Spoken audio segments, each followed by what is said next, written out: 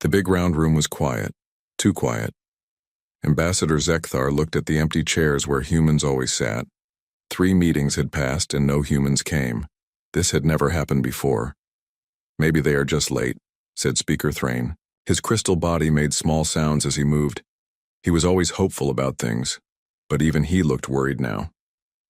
The Galactic Council had 47 different alien species. They met every month to talk about problems in space. Wars between planets, trade fights, new laws for everyone to follow. The humans always had something to say about everything. Admiral Jake Peterson was the main human speaker. He had done this job for 12 years. He was good at solving problems. When 2 species wanted to fight, Jake would find a way to make them work together instead. When there were big troubles, Jake had answers. But today, Jake was not here. None of the humans were here. Dr. Lisa Morgan ran a science station far away in the Kepler area. Her team studied new planets and looked for life. Last month, her station stopped sending messages. The council tried to call her many times. No answer came back. Then the human mining bases in the outer ring went quiet too. These bases dug up metals and crystals that many species needed. The work never stopped there, until it did. One by one, humans everywhere just stopped talking to everyone else. No goodbye messages, no warnings, no asking for help. They just went silent. The trade minister from Zephyr, a tall blue alien named Vexhai, told the council about the last human he saw. Captain Ben Richards flew a big cargo ship called New Horizon. Ben brought quantum crystals to Station Omega-7, like he always did. He filled out his papers. He said goodbye to the station workers. Then he flew away toward Earth. That was 47 days ago. No one had seen any human since then.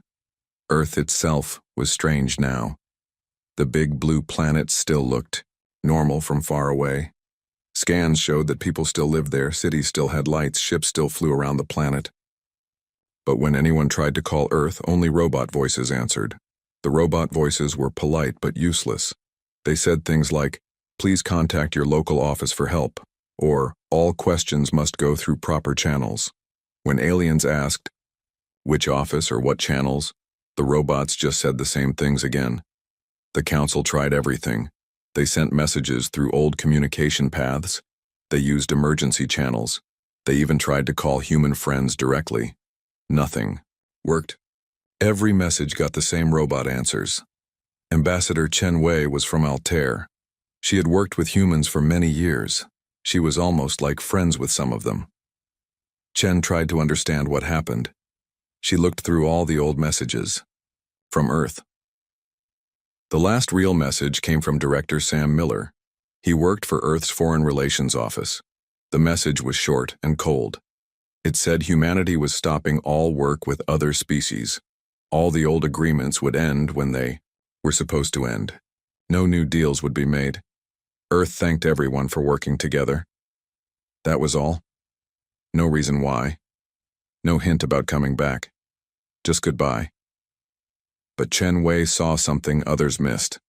The humans had been planning this for a long time. She looked back at old records. Human workers had been quietly leaving their jobs for months. Instead of making new deals, humans let old ones end. They moved their people and their things back to human space.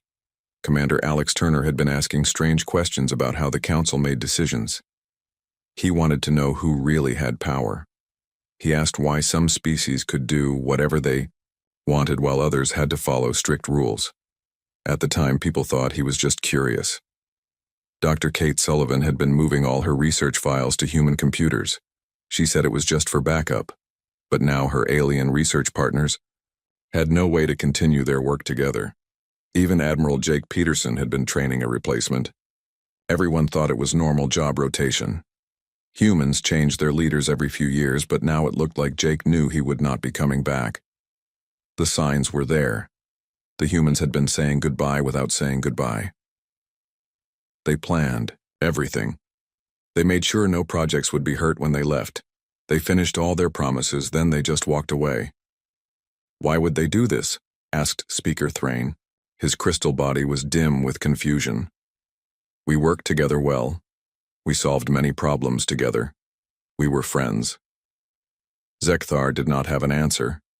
The Vrexian people were good at understanding politics and power. But this made no sense to him. Humans had good positions in the council, they had respect. Other species listened to them. They had everything aliens wanted in galactic society. Maybe something scared them, suggested Chen Wei. Maybe they saw danger coming that we do not see. The room was quiet again.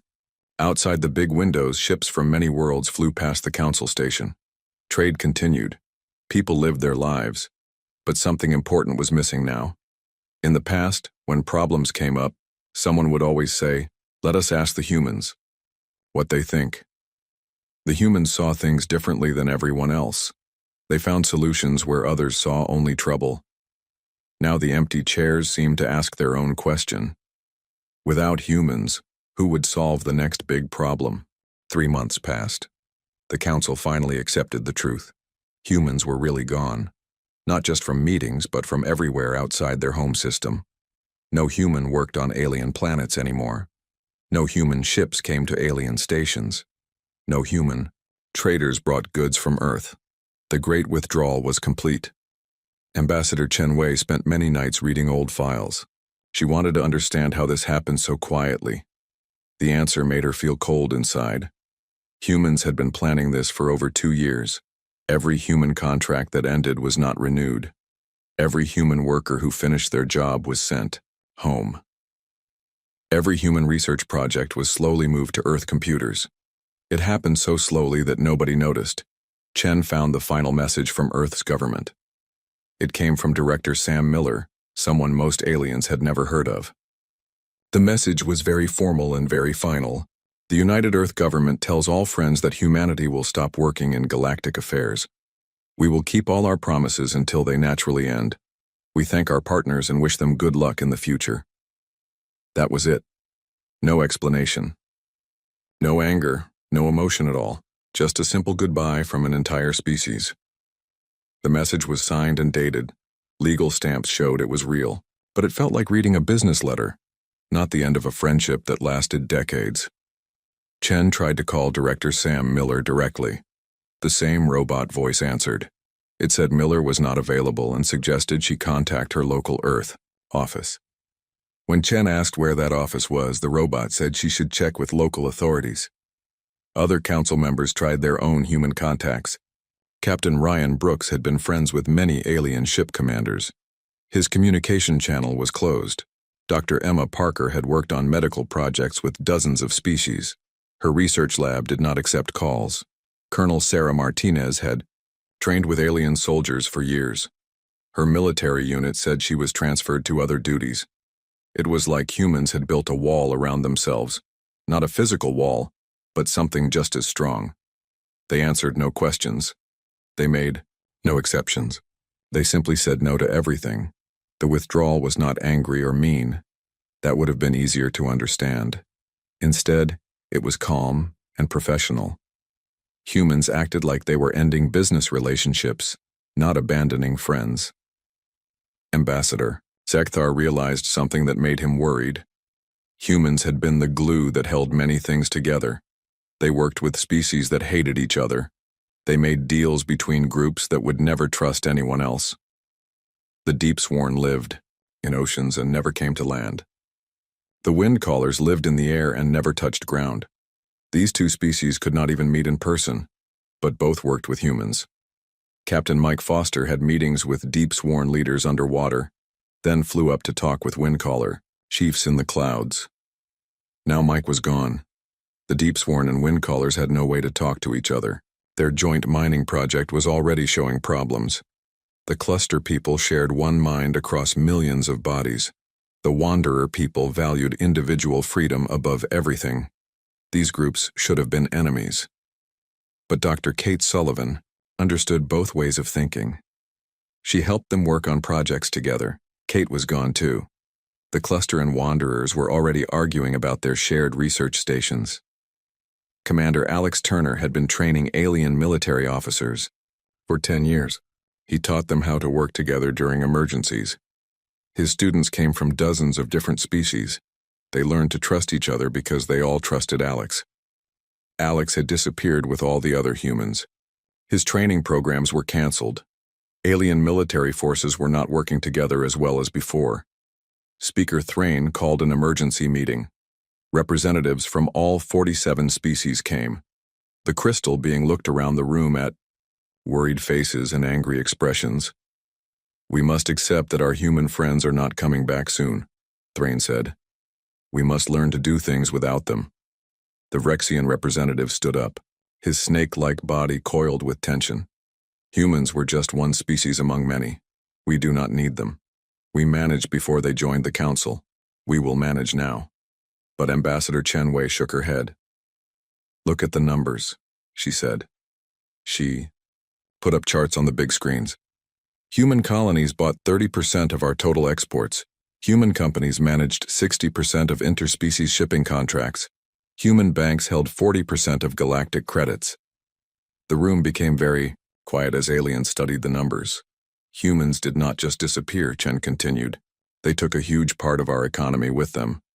The trade routes were already changing.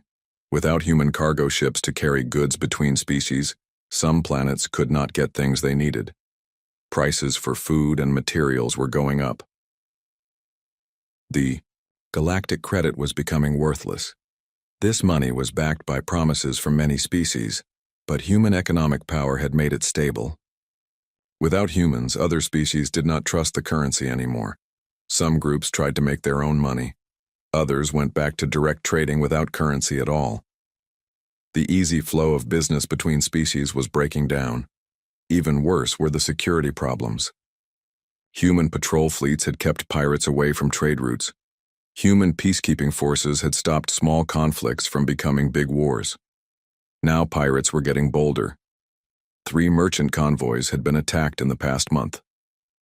Before, pirates feared human rapid response teams.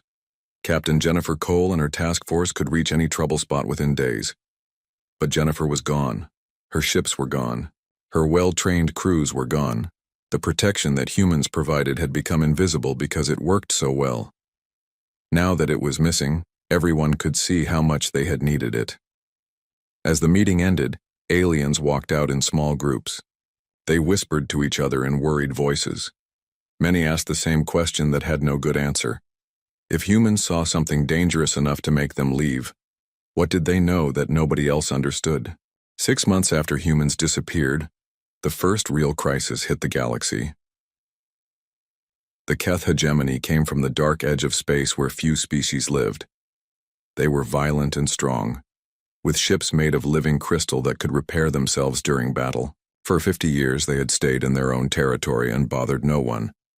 Then they attacked 3 peaceful mining worlds without warning. The crystal ships appeared suddenly around planet Xerion. The miners there had no weapons, just digging, equipment and cargo haulers. They sent out emergency calls for help as Keth forces destroyed their stations and took control of their facilities. In the old days, this would have been simple to handle. Admiral Jake Peterson would have gotten the emergency call within hours. He would have talked to General Lisa Hayes on Earth. Human battle groups would have jumped to hyperspace immediately. The Terran Defense Force always kept rapid response, fleets ready for exactly this kind of problem. The human ships were fast and well-armed.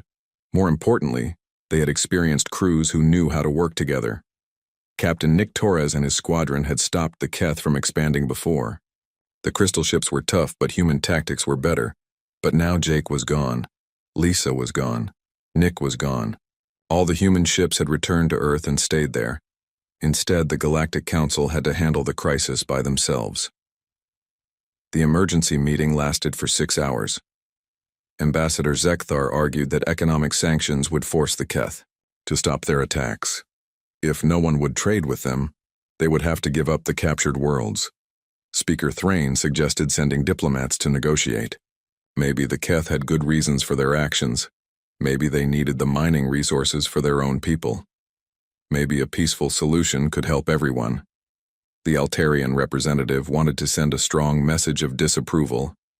If the Council condemned the attacks publicly, other species would see that aggression was not acceptable. Ambassador Chen Wei listened to all these ideas and felt frustrated. "While we talk, the Keth are taking more worlds," she said. "We need to act now." But acting was hard without humans to lead the way. Each species had their own military forces, but they had never worked together without human coordination. Different species used different weapons, different tactics, different communication systems. The Council finally voted to send a joint military force to stop the Keth attacks. But putting together that force took 3 weeks. By then, the Keth had captured 2 more worlds and were moving toward major shipping routes. Admiral Thex of the Corvani Navy was chosen to command the joint fleet. Thex was brave and honest, but he had never led ships from multiple species before. That job had always been done by humans. The fleet was a mix of vessels that did not work well together. Vrexian ships were built for speed and hit-and-run attacks. Corvani vessels were heavily armored but slow. Altarian ships had powerful long-range weapons but weak defenses. Zephyrian ships were designed to support other vessels, not fight alone. When Admiral Thex led this mixed force against the Keth crystal ships, the result was disaster. The different alien fleets could not coordinate their attacks. Their communication systems did not work together well. Ships got in each other's way during combat maneuvers. The Keth commanders, meanwhile, fought as a unified force. Their crystal ships moved like parts of a single organism. They surrounded the confused council, fleet, and destroyed half the ships in the first battle. Admiral Thex barely escaped with the remaining vessels. The proud joint fleet limped back to council space, defeated and broken. The Keth victory sent shockwaves through the galaxy. Other aggressive species saw that the council was weak without human protection. If the Keth could win so easily, maybe other groups could take what they wanted too. The Sarthan Empire had been eyeing 3 star systems for decades. These systems were under council protection, but the Sarthans had always wanted them for their strategic location near major trade routes. With the council military force defeated, the Sarthans decided to claim the systems by force. The Nexus Collective started raiding merchant ships that carried valuable cargo. Their fast attack ships would jump out of hyperspace, steal what they wanted, and disappear before help could arrive. In the past, human patrol fleets had made such raids too dangerous. Now the trade routes were open to any pirate brave enough to attack. Even worse was the loss of human expertise in other areas. Dr. Emma Parker had spent 20 years studying diseases that could spread between different species. Her medical stations throughout the galaxy watched for dangerous outbreaks and stopped them before they became serious problems. Without Emma and her teams, a plague started on one of the core worlds and spread to 6 other planets before anyone realized how dangerous it was. Millions of beings died while local doctors tried to figure out how to treat a disease they had never seen before. The economic networks were falling apart too. Captain Mike Foster had negotiated hundreds of trade agreements between species that naturally distrusted each other. His patient work over many years had created a web of business relationships that brought prosperity to everyone. But Mike was gone, and the trade agreements were breaking down. Species that had worked together peacefully now accused each other of cheating or stealing. Old suspicions returned. New partnerships became impossible to arrange. The galactic credit became completely worthless. Some species created their own money systems. Others went back to simple bartering. The smooth flow of goods and services that had supported galactic civilization ground to a halt. In the council chambers, representatives who had once complained about human involvement in everything now desperately wished for human leadership to return. But Earth remained silent. Automated systems still gave the same polite but useless responses to every message. Speaker Thrain's crystal body had lost much of its bright glow. The optimistic Corvani leader was learning that hope alone could not solve these massive problems. How did we not see how much we depended on them? He asked during one late-night session. Ambassador Chen Wei had been asking herself the same question.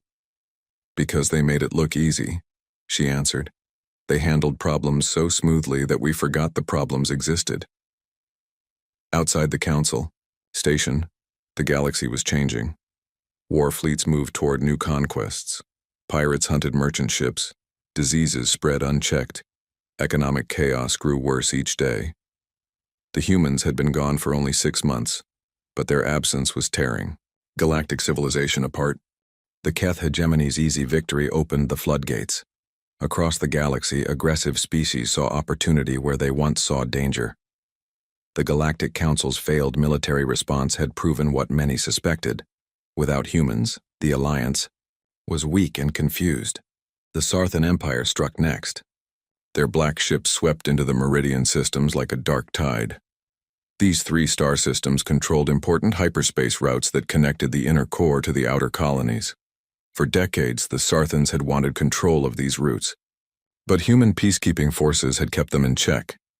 Captain Ryan Brooks had negotiated the original protection agreement for the Meridian systems. His patient diplomacy had convinced 12 different species to guarantee the system's independence. But Ryan was gone, and the protection agreement was just words on paper without human military backing. The Meridian Defense Forces fought bravely but stood no chance against Sarthan war fleets. Within 2 weeks, all 3 systems had fallen. The Sarthans immediately began charging tolls for ships passing through their new territory. Trade costs jumped by 30% overnight. The Nexus Collective saw the chaos and decided to expand their pirate operations. Their fast raiders began hitting cargo convoys throughout Council space. Without human patrol fleets to hunt them down, the pirates grew bold and brutal.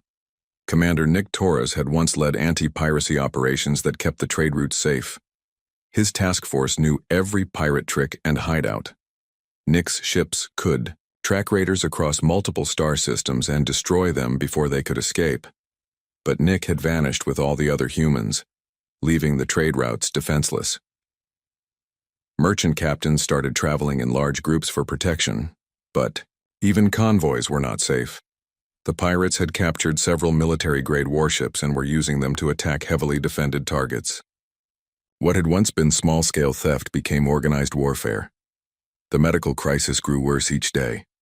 The plague that started on Centauri Prime had mutated and spread to 14 worlds. Local doctors had no experience with cross-species diseases and could not develop effective treatments quickly enough.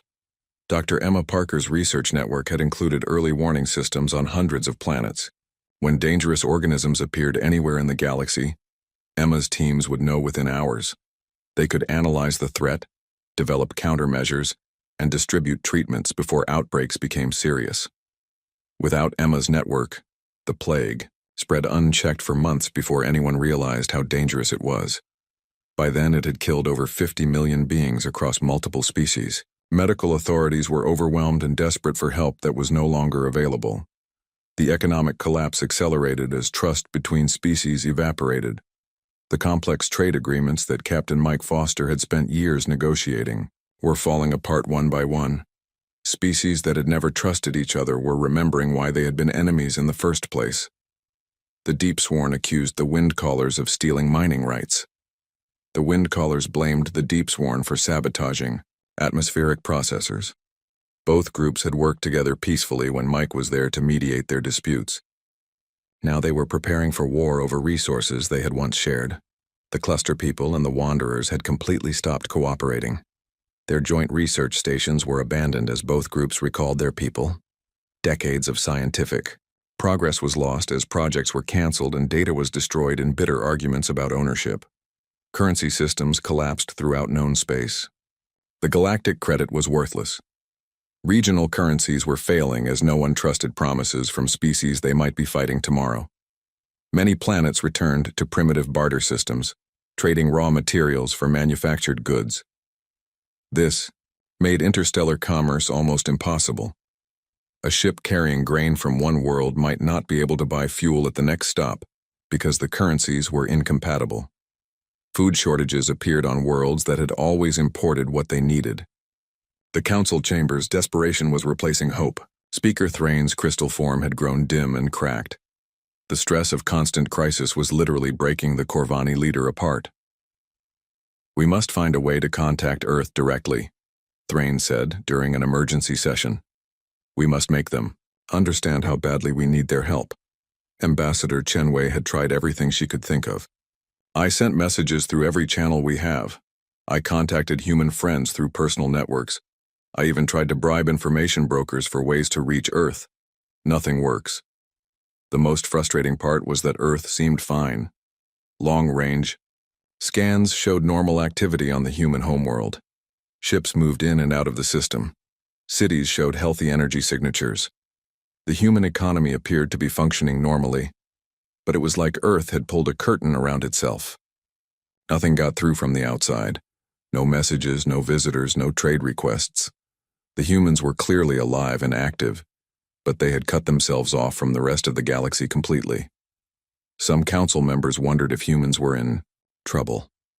Maybe they faced some internal crisis that required all their attention. Maybe they needed help but were too proud to ask for it. Others suspected humans were planning something. Commander Alex Turner had asked many pointed questions about council operations before he disappeared. Maybe humans were preparing some kind of action against the galaxy's other species, but Ambassador Chen Wei had a different theory, one that scared her more than the others. What if they saw this coming? She asked. What if they knew the galaxy would fall apart and decided to save themselves? The question hung in the air like poison gas. Had humans abandoned their allies because they knew those allies were doomed? Had 50 years of cooperation been nothing more than a business relationship that humans ended when it was no longer profitable? The evidence suggested Chen was right. Humans had withdrawn gradually over 2 years, planning every step carefully. They had honored their existing commitments but made no new ones. They had prepared for this separation like a business closing down overseas operations. If humans had seen the current chaos coming, their withdrawal made perfect sense from a human perspective. Why stay and fight losing battles when they could return home and protect themselves? But this logical explanation made the betrayal hurt even more. It meant humans had watched their allies walking toward disaster and said nothing. They had smiled and shaken hands and made polite conversation while planning their escape. As reports of new disasters came in every day, the Council faced a terrible truth. The galaxy they had known was dying. Without humans to hold the different species together, galactic civilization was collapsing into chaos and war, and the humans who could fix everything were gone, safe behind their wall of silence, apparently unconcerned about the destruction they had left behind. 1 year after humanity's quiet departure, something terrible awakened in the dark spaces between stars. The first reports came from the Outer Rim, where Keth crystal ships were patrolling their new territories. A distress signal lasted only 3 seconds before cutting off abruptly. When Keith reinforcements arrived at the patrol area, they found nothing.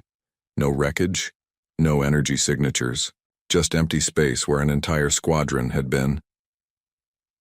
3 days later, the mining world of Kepler-7 went silent. The planet's 20 million inhabitants stopped answering all communication attempts. Long-range scans showed no life signs, no energy from cities, no movement at all. The world had become a dead rock floating in space. The Council sent a survey team to investigate. What they found made even the bravest warriors shake with fear. The planet's surface had been turned to smooth glass. Every building, every tree, every living thing had been melted and reformed into perfect geometric patterns that covered the entire world. The survey team's ship barely escaped as dark shapes emerged from the planet's core. These were not ships in any sense that galactic species understood.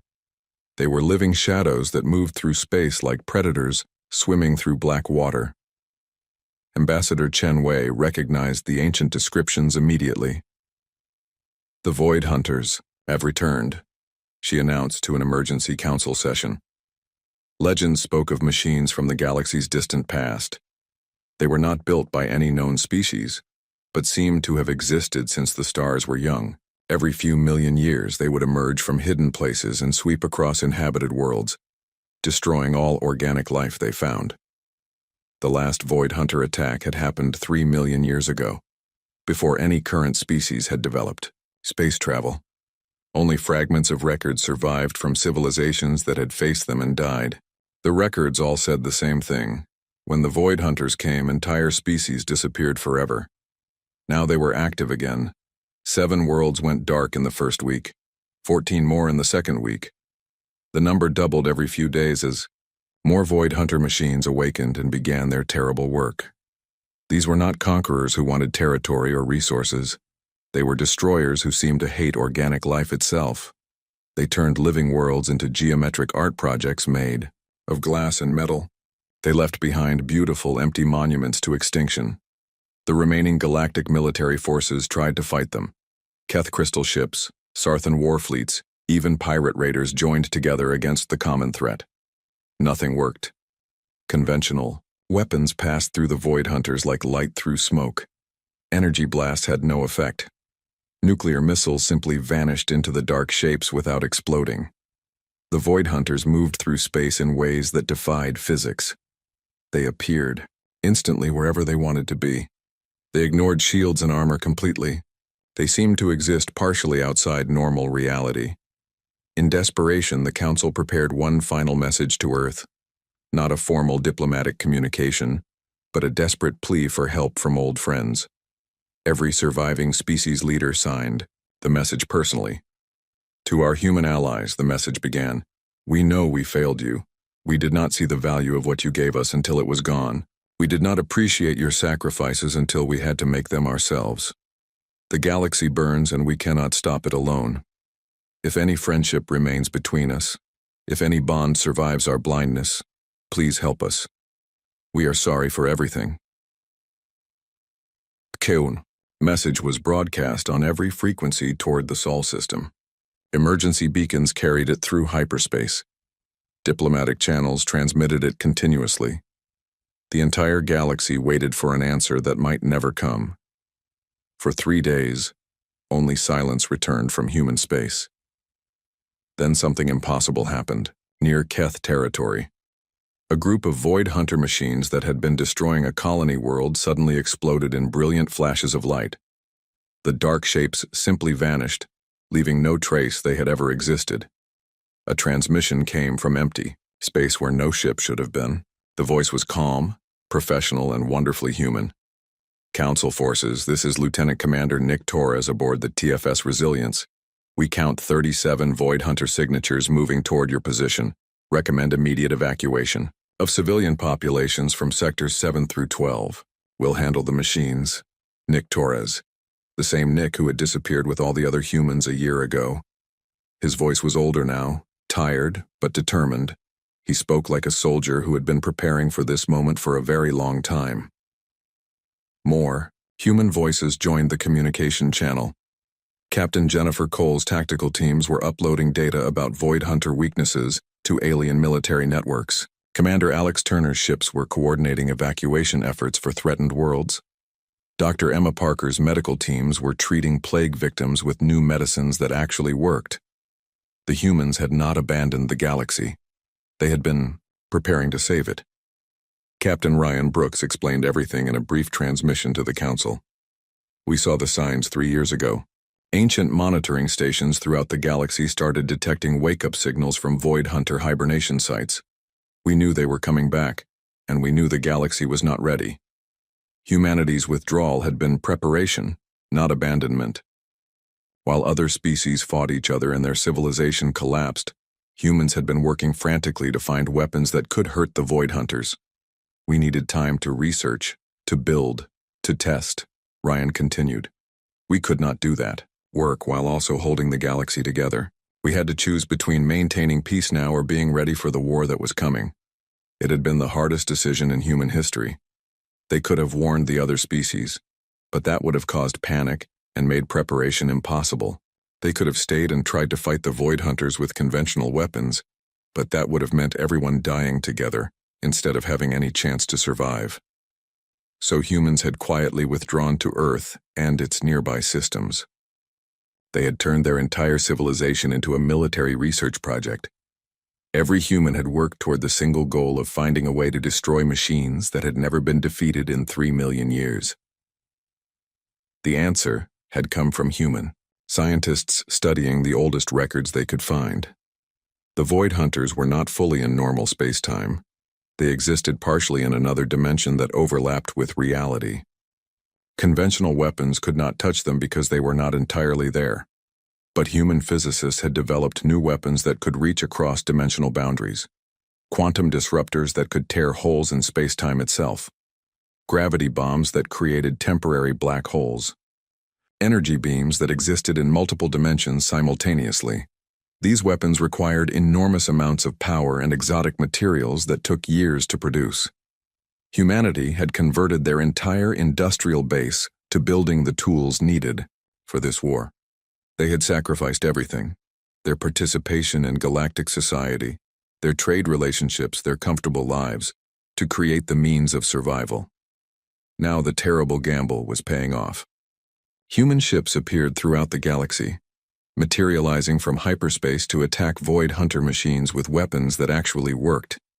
The ancient destroyers found themselves facing enemies they could not simply ignore. The war was far from over. There were thousands of void hunter machines scattered across hundreds of worlds, but for the first time in 3 million years, organic life had a chance to fight back and win. As Captain Jennifer Cole coordinated the defense of a threatened colony world, she sent a message to the Galactic Council. All species are welcome to join the fight. We have tactical data and weapon specifications to share. The Void Hunters want to destroy all organic life. That includes us, and that includes you. If we're going to survive, we survive together. The humans had returned not as members of a council that had failed to understand them, but as guardians of all life in the galaxy. They came back not to reclaim their old positions, but to ensure that there would be a galaxy left for anyone to live in. The final hour had come, and humanity was ready to answer the call.